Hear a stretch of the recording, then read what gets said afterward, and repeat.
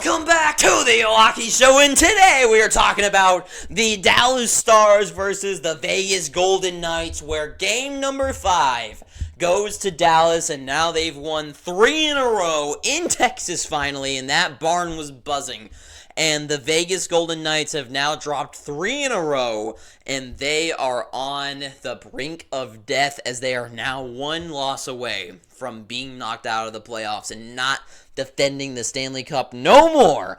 And it's not a surprise, because Dallas in this whole series, game after game, since game 1 and 2, and moving on especially, winning those other ones, Dallas has been in the game, right? And it felt more like game 1 and 2, it was Vegas, like, surviving. It felt like Vegas was surviving Dallas and was just trying to, they like, got the edge, and they got those couple, especially game 2. Game 2 was such an even matchup, and Vegas just felt like they got the lucky bounce, and Dallas, like, and Thompson was just on fire, where Dallas just couldn't get that lucky bounce. Hockey is such a lucky game where the puck bounces, and if it slows down or whatnot, how it goes somewhere.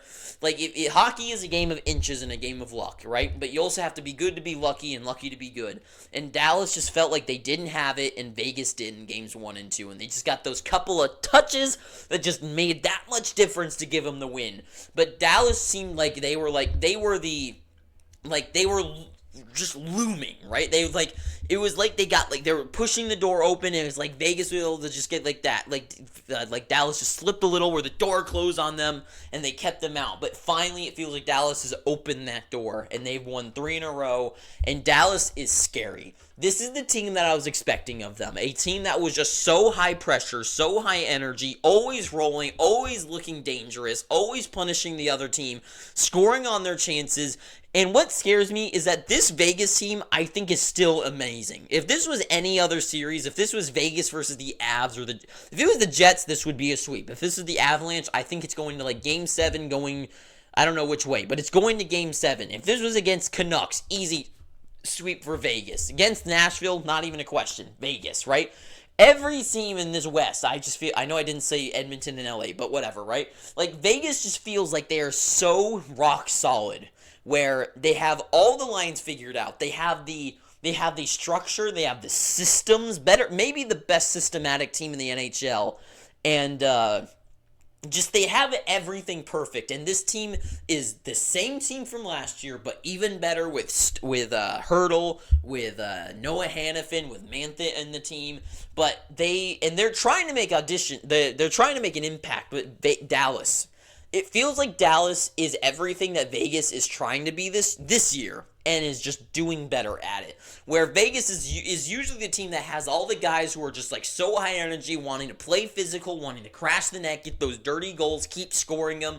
And it feels like Dallas is just that team, but that much better at it, where they have these so many lines with Dadonov, Duchesne, Robertson, Johnston, to Sagan, from Stank Oven to Ben, and Rupe Hintz and Pavelski, and it just keeps going on and on and on, and just these lines of guys who can score 20 and 30 goals in a season, and they just keep rolling them. And I don't know, Dallas is just so on fire, and especially with the defense of that team playing so good. And then you got to factor in Jake Ottinger, who looks incredible right now and is winning this goalie battle. Aiden Hill last night was great too, but Dallas is buzzing. Dallas is going, and they are still my pick for the West. I think with all the pieces that they have, all the depth that they have, the defense, like they might not be the best defense, right? They might not be the very best offense, and they might not have the best goalie, but it feels like they all are the best of both worlds in the West, right? Like, they are the second best, or they're the all-around team, right?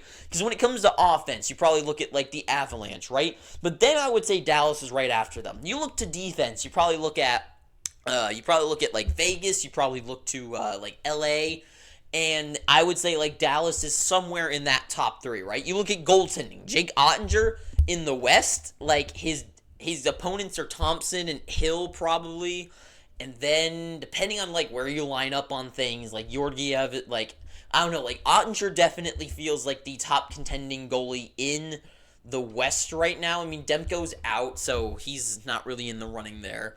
And then Skinner, he beats out. Well, Talbot's out of the playoffs now, so that doesn't matter. So to me, Ottinger's like the best goalie. And then with just the defensive, like, and then teams, right? You look at team like Vegas, you look at Avalanche, you look at the Blues, you look at the Bruins, right? And these teams that go far in the playoffs. You need that like good defenseman who can play both ways, play the God's defense, and just shut down the top line of any team on his own. And they have Heiskanen. They have puck eaters like Tanev, right? And it just keeps going on and on with these names that just keep working and doing their job so well and so efficiently. And Dallas, they're just going. And for Vegas, I know that this scratched out, I apologize, but for Vegas, like, they are strong. They are playing a good game out there. Because they are the defending Stanley Cup champions. They are one of the best built teams in the NHL. There's just there is something about them that kind of feels like the year that they lost the Sharks, where they felt really good, and they were one of the best, contending teams in the playoffs. But the issue is that they just feel like it feels like that ambition, that passion is missing, right? Not passion, like that urgency, that need to win, that aggressiveness to just like feed the pucks where it goes all the way down the lineup to guys like Keegan Colasar making like a big impact. It just feels like all those like dominoes are missing this season. And maybe it's because like guys like Ryan Reeves are out of the playoffs and he brings such like an energy to the team. And maybe, like, I don't know, like, it just feels like something's missing where guys like Jack Eichel and Mark Chasseau just don't really have that connection and aren't scoring those goals. Like, everything just, like, one thing after another just feels like Vegas feels like they are phoning it in right now. It feels like they should be winning. They're playing hard and they're playing a good game, but the push and the fight and maybe not, and the talent is just overwhelming them of the Stars. And that's what happened with the Sharks, where the Golden Knights, I don't want to say they gave up, but they kind of gave up a little bit too much space to the Sharks. They gave up a little bit too much pressure. They kind of relaxed a little bit against them, and the Sharks were able to shake them down and come back 3-1. Dallas is even better than that Sharks team that beat them, and they've got all the guys buzzing from Dadonov to Duchesne, the power plays going, Robertson. Unlike last year where Robertson was a pretty much invisible wall, in the which sounds like a good thing. He was just he wasn't out there. I didn't remember anything he did last playoffs. He scored 3 goals this series, scored a goal in this power play. Like, they're getting chip-ins from everybody. Everyone's going. Hintz is on the board. Pavelski's going. Robo's going. Like, it's just everyone. Johnston and Stankoven are a machine. Like, those guys, all the guys on the Stars are going right now. And for me, it's just Vegas feels like they're missing that sweet touch. And now that they go back to Vegas, which is usually the fortress, that kingdom that they will never allow anyone to beat them in, right?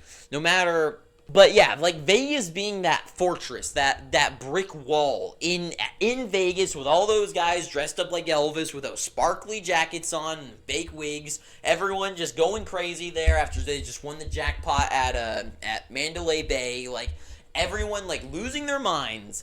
Like it feels like that there's something missing. It feels like it's the same old, you know? Like, it feels like this is what Vegas has done every year. From the first year they made it in to now, it feels like they finally, like, it's kind of like a TV show where it hit its peak last year by winning the Stanley Cup, and now it's worn off. You know, it feels like all that momentum, all that want and need for Vegas to be that expansion team, to go out on the ice and to try to win the Stanley Cup the first year, get so close and just miss it by 4 wins, or 3 wins, I guess. Like, it felt like they were so close, and they were like, okay, next year's the year. And then they go in next year, get bounced in the first round by the Sharks, and it's like, whoa, okay, that was a bad comeback. We're going to go in next year. Then it's the bubble year where they get knocked out in the Western Conference Finals, I think. Or no, was it the second? Well, whatever. They get bounced in the bubble year, which was a weird year for everyone, whatever. Then the year after that, they go in and at it again. And then the Vegas Golden Knights, it just feels like it's the same story. And then finally, 6 years in, they get to the finals and they win by looking like one of the best built teams ever. And then this year, it feels like it's the same thing. It feels like, oh, it's just like a rerun. And every team has seen it coming. Every team knows what their play is.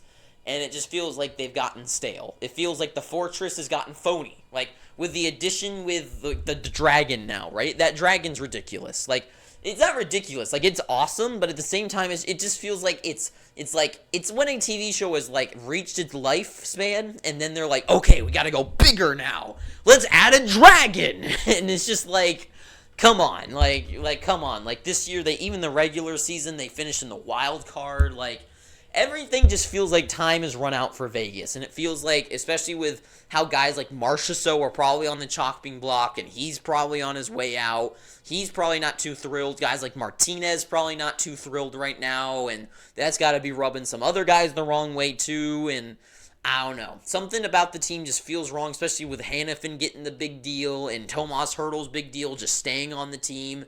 I don't know. A lot of it feels like Vegas has just gotten stale and things are coming for them as well. And just it feels like doom and gloom time for Vegas, where they reached their life, they hit their peak, they got the jackpot, and now they leaned in too far, and they went over the edge by going too far with adding guys like Hannafin and Hertl, who are great additions, but kind of ruin the dynamics of, not ruin the dynamics, but kind of like, they pushed it too far. They went all in, they won, and then they're like, let's do it again, and they're just losing it, like their luck ran out. They did their luck the first time, and now they pushed it. So to me, Dallas is going to win this series. I think they win in the Fortress. I think they win away, and it's a big series win, and I think they go on, and they're going to have a good series against the Colorado Avalanche. So for me, Dallas, I love their season. I love their series. I love this team. And for Vegas, I like the Golden Knights too. I love Vegas. They're one of my teams that I like to cheer for, but I don't know. Something about them feels off, and it feels like maybe it's kind of more off-ice stuff, getting into people's head and just going over the line. I don't know. A lot of it just leads to me not really believing them in this year. So that is all I got to say. So if you've made it this far, please, I'm begging you, please subscribe. If you do anything today, please subscribe for me. Just do it. Anyways, thank you for watching this. If you made it this far, please subscribe. Too sweet. Have an amazing day, and ta-ta for now.